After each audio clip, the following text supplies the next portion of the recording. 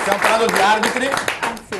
Andrea ci ha spiegato un po' che però... Tu vorresti fare una classifica degli arbitri migliori? Sì, Com'è? sì, chi sbaglia di più e chi sbaglia di meno. Sul Quindi, videocheck. sì, quindi fai, cioè, lo studi prima della partita, dici questo sbaglia sempre. No, E quindi andiamo, attacchiamo lì, capito? ma non si fanno queste cose. Poi queste cose verranno anche fatte. Penso che voi abbiate un controllo, no Andrea? Un po' giustamente anche. Singolarmente ce l'abbiamo. Certo, ma è corretto, Ma no? diciamo che più che sapere esattamente 70, 71, 78, poco importa. È capire perché magari. Diciamo che ti aiuta, anche perché le chiamate mediamente, io ne ho 2 o 3 a partita. Quando ti va malissimo ne sbagli 1 su 3. Una palla su una partita, io metto la firma. Ah beh certo, ma penso che tutti mettono Io la credo firma per sbagliarla. Sì, quindi ne diciamo sbagliano che... molto di più loro in una partita. A voglia, non ci confrontiamo nemmeno. Ma sai cos'è che tante volte tu pensi all'errore per capire che cosa puoi fare per migliorare, che se sei arrivato tardi o se hai letto male una situazione. Certo. Se invece sei coperto, come capita, come dicevo prima, loro fisicamente sono molto bravi. La differenza tra le varie serie, tra una B1 e 2 a 1, Perché loro coprono. tu ti rendi conto che in B1 fanno i sonnellini e poi arrivano sulla palla, in A2 cercano di prenderla, in A1 cade una palla, hai 4 giocatori vicino. Certo, quindi fai veramente fatica a vederla. perché anche poi fisicamente tu pensa al fisico di un giocatore medio di B1 e un giocatore medio di A1 di prima fascia. Certo. È un mondo diverso. È un mondo diverso. Hanno proprio degli ingombri completamente diversi e quando sbagli perché non la vedi. Assolutamente. Domenica c'è Modena, però adesso abbiamo un contributo, sentiamo... Macerata, scusami. Sentiamo cosa ha detto però Valerio Baldovin dopo la partita di Modena sabato pomeriggio. Prego la regia.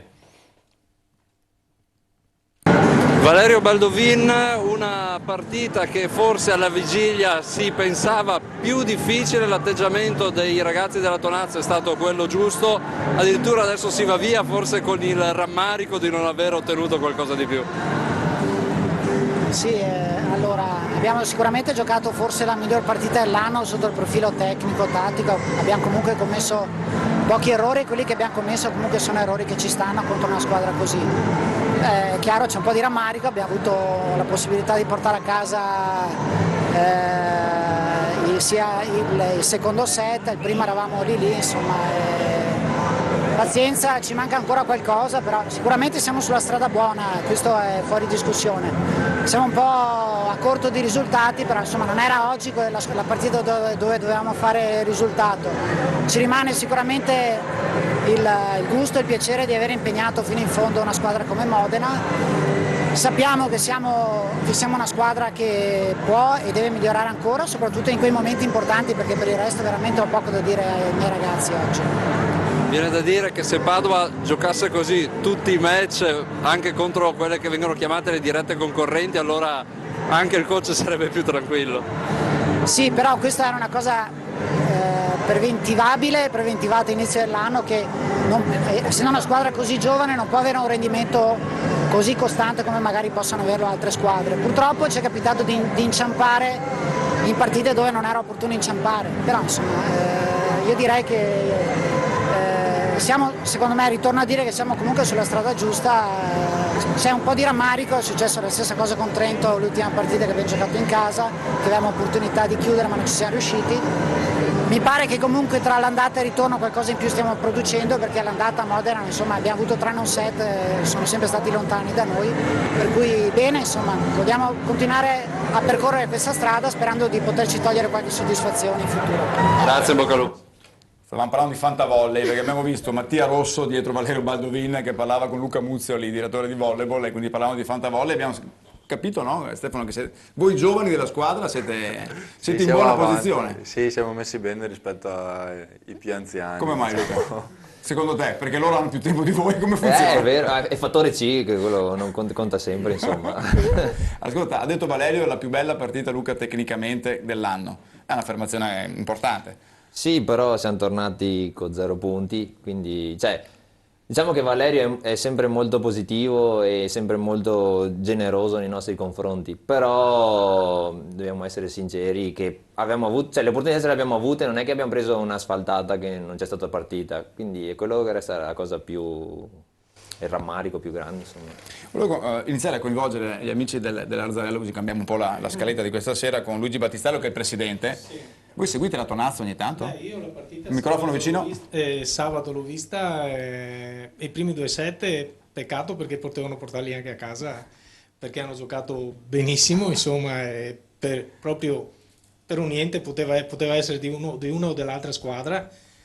Pazienza, dopo il terzo set è andato come è andato. Però hanno giocato una bellissima partita. Da voi invece come va il movimento? Avete una bella rappresentanza questa sera qui. Noi siamo soddisfatti di quello che portiamo avanti, di quello che facciamo. Abbiamo 7 squadre che partecipano al campionato FIPA e soprattutto nel giovanile noi abbiamo diversi giovani, insomma, che ci seguono. Quanti siete? Quanti sono tutti i ragazzi più o meno? Ragazze abbiamo 130 circa tesserati. Bel numero. Sì, diciamo non ce lamentiamo, dobbiamo dire un grazie particolare a tutti i genitori che ci aiutano, i dirigenti soprattutto, e dopo un grazie anche al comune che ci sta dando una mano, che ci è sempre a fianco. È quello importante. Ecco. E il vicepresidente Anita cosa dice? È una che mi dà l'impressione che ci dia l'anima dentro. È una bravissima ragazza. Se ci mancasse sarebbe messo un po' male. Qual è la squadra che ti dà più soddisfazione, Anita, quest'anno? Se si può dire. Beh, la soddisfazione arriva sempre dalle più piccole, perché comunque ci mettono forse più impegno di tutti e la cosa bella è che anche quelle che sono arrivate da meno tempo o magari hanno imparato meno fino ad adesso, comunque hanno la spinta di tutte le compagne ed è una cosa bellissima secondo me, vedere entrare anche magari quelle che giocano meno e vedere tutte le compagne che comunque sostengono e si fidano di quello che può fare. E quindi sicuramente il bello è sempre il giovanile. Io seguo la prima squadra che è la prima divisione e del gruppo di quest'anno sono molto contenta e penso che nel girone di ritorno ci leveremo qualche soddisfazione. Bene, bene, bene, bene. Michele, io ti ho invitato questa sera perché tu fai tante cose, tu hai detto che sei tornato nella pallavolo, no? Ma hai iniziato, tu hai un passato importante perché un certo Andrea Garghella, un certo Leonardo Morsuto quando hanno iniziato a palleggiare i primi palloni avevano te come allenatore, quindi questo va detto, tanto per inquadrare un po' la situazione. Quindi... Sì, diciamo che è bello vedere dove sono arrivati al di là della pallavolo questi ragazzi. Questa è la motivazione più grande che ho. Io ho avuto la fortuna di lavorare assieme a grandi professionisti. È passato un po' di tempo e quindi mi consolo dicendo ma che cosa è rimasto al di là dell'esperienza in palestra? Grandi cose, perché Morsut l'hai avuto ospite molte volte, Andrea Garghella ancora, tutt'oggi. Hai preso proprio 2 plurilaureati tra l'altro. Ma una sottolineatura forse interessante da fare è che ho avuto il piacere di girare parecchio anche con Alessandro Fei e magari qualcuno di quelli che ci sta guardando stasera può ricordarsi che Alessandro veniva durante le partite dei Giochi della Gioventù, quindi nelle palestre più piccole delle scuole medie di Padova, parliamo del 95 penso. Sì, più o meno, sì. E faceva l'arbitro, mi aiutava. Fischietto, andava a piedi da una palestra all'altra, a scuola purtroppo non funzionava, quindi dopo 2 mesi Gigi Schiavon all'epoca l'aveva riportato a casa sua dicendo mi dispiace, non riesco a mantenere la promessa che avevo fatto, quella che la scuola sarebbe stata una priorità. C'è stato un consulto tra la nonna, il papà e la mamma, racconta Gigi, e dopo 20 minuti gli hanno detto no, se te lo prendi te lo riporti a Padova perché crediamo nella bontà di quello che riuscite a fare. Esatto. Tu come andavi a scuola? Ed è arrivato. Come andavi a scuola tu? Cioè, riuscivi a mettere assieme sport e studio? Sì, allenavo, uscivo alle 5, allenavo dalle 7 alle 11. Ah, e riuscivi anche a studiare? No, però no, bene. Ma come no? No, non devi lanciare questi messaggi. Vabbè, però perché facevo molta attenzione a scuola, quindi non c'era bisogno di tanto studio dopo. Per me era questo facile. possiamo dirlo a tanti ragazzi che invece magari a scuola scrivono, messaggiano, no? Invece sarebbe meglio non prendere... c'era il cellulare. Quindi. Non c'era il cellulare. Sembra tanto giovane, ma non è tanto giovane. Possiamo dirlo? Non dirlo. No. Michele, state facendo un bel lavoro invece all'interno anche della tua società, del Medo Acus, del Medo Blu. State facendo, al di là di quello che viene fatto all'interno appunto di questo gruppo, che sarà ospite in una delle prossime puntate, ma state facendo una serie di iniziative di formazione, dicevamo, sia per i dirigenti che per gli allenatori e anche in parte per i genitori. È una cosa abbastanza nuova, una serie di iniziative a Monte Ortone, se non sbaglio.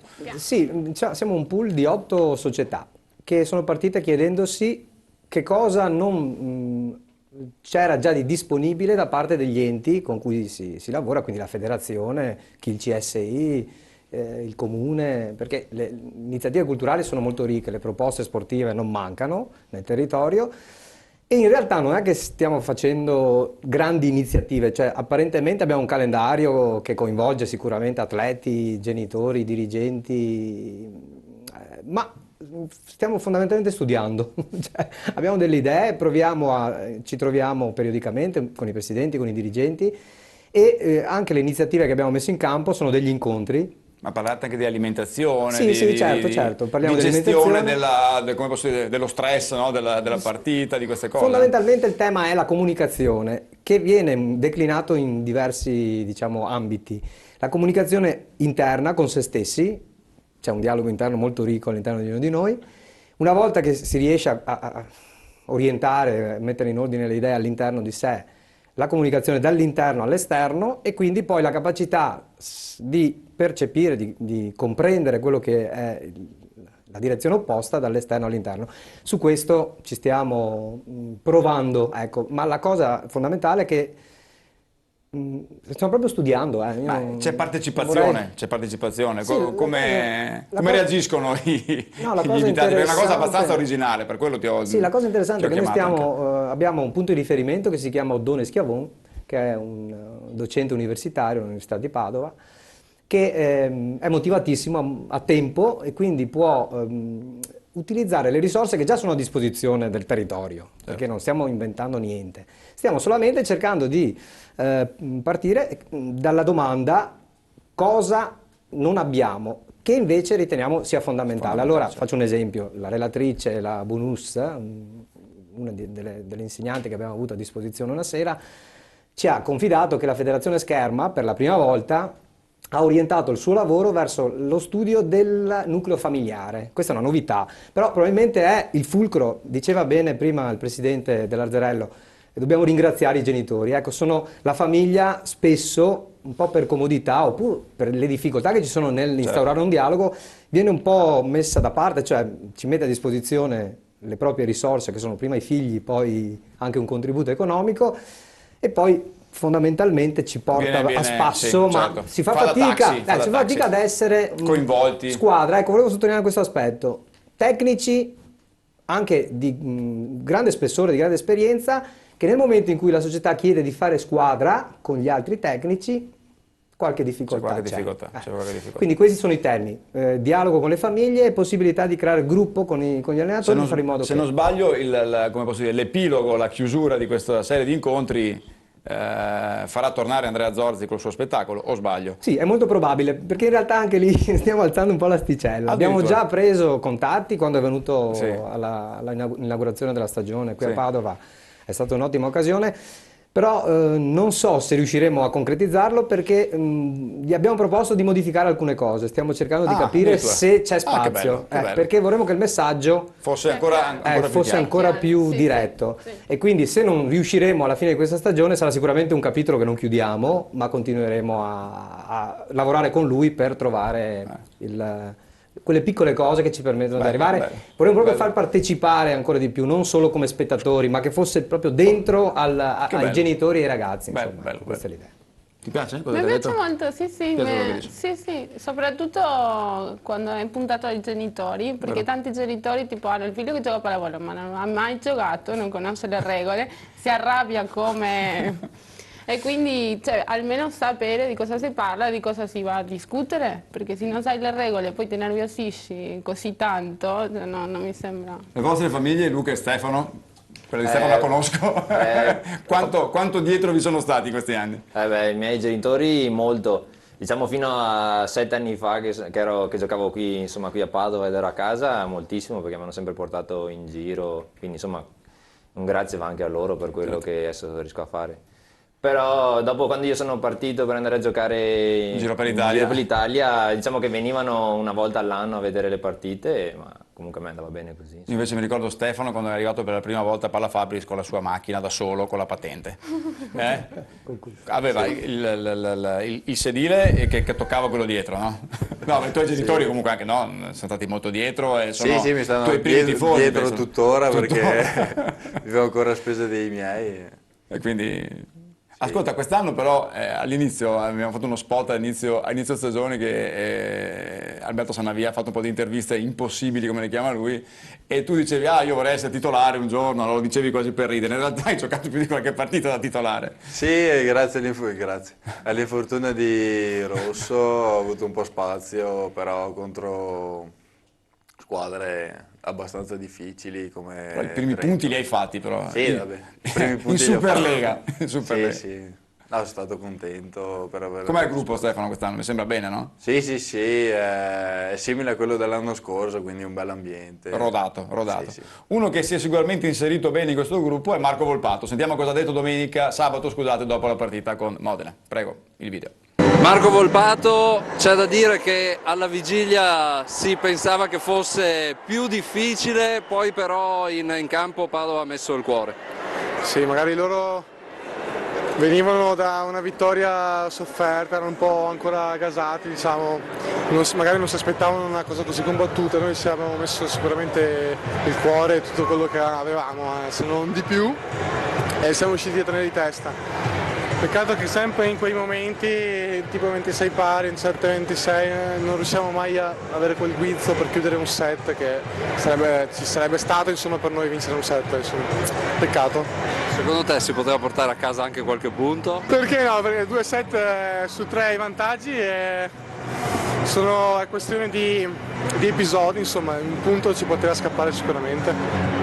Per quanto riguarda la tua prestazione, bene oggi, soprattutto anche visto che davanti come centrali avevi della concorrenza non da poco. Sì, praticamente sono, come dice Mattia Rosso, sono le mie custodie, ci posso entrare dentro e quindi se la concorrenza c'era, ma avendo preparato bene a video ogni soluzione possibile e immaginabile delle loro direzioni, attacchi, Bruno quando gli dà la palla e non siamo riusciti a contenerli, diciamo. Chiaro che loro hanno una panchina ben rifornita, quindi se uno non gira bene ne entra un altro. Ultimissima cosa, tu ormai cominci a essere uno degli esperti di questa squadra, hai visto più situazioni. Cos'è che forse deve trovare Padova in più per riuscire a sbloccarsi nei momenti decisivi? Sicuramente intanto ha rischiato la vita Alberto, non l'avete visto? Sicuramente come ho detto prima un guizzo in più, qualcosa in più, un attacco con un po' più di decisione nei momenti importanti, è questione veramente di pochi episodi che fanno la differenza per potersi portare a casa almeno un set, insomma. Grazie, in bocca al lupo. Grazie. Un altro italiano, un altro tutto sommato ancora giovane. Non dimentichiamo che, guardando le statistiche, guardo voi due, Luca e Stefano, Stefano Giannotti è il terzo marcatore della Serie A, ma il primo degli italiani. Anche questa è una cosa che, Luca, sì. forse pochi si aspettavano, e Beh, poi i numeri vanno letti anche bene. Sì, mi sembra che il primo sia Starovic. Il primo è Tanasiewicz e il secondo è Starovic, quindi voglio dire... giocano tra loro due, poi non è che è proprio... comunque Gianno sta giocando veramente bene secondo me questa stagione. E diciamo che secondo me fino ad ora non ha toppato neanche una partita. E sì, cioè, capitano gli episodi tipo sabato e dici Madonna, poteva metterla giù quella, però insomma non è che si può pretendere sempre troppo. Orduna gliel'aveva alzata anche bene. Ha detto 3 volte Luca comunque questa cosa. Sì, è rimasta un po'... perché c'è proprio l'immagine in testa. È l'immagine, vero? È la palla 7, non è che a Modena ti capita... Ma mi sa che anche lui, come ha fatto lui, anche lui se lo ricorderà sicuramente. Sì, non oso pensare lì. cosa avrà detto in quel momento, ma meglio non dirlo. Occhio che adesso andiamo in pubblicità, ma cominciate a preoccuparvi perché abbiamo messo insieme la vostra intervista doppia e non a caso la mandiamo stasera, bellina. A tra poco.